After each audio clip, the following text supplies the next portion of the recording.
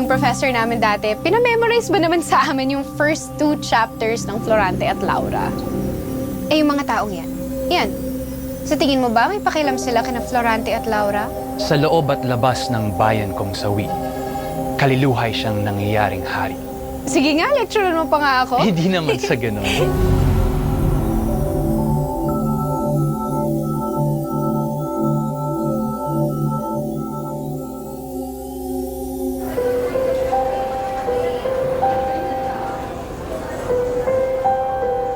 Asan ba yun?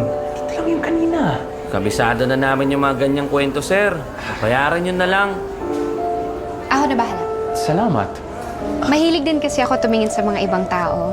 Tapos iniisip ko, ano kayang mga problema nila? Kagaya ko? Let's make a deal. Ngayong gabi lang, sasabihin natin lahat. Lahat katotohanan. May asawa ko. Walang anak. Wala akong asawa. Wala akong anak. Ayoko magkaanak.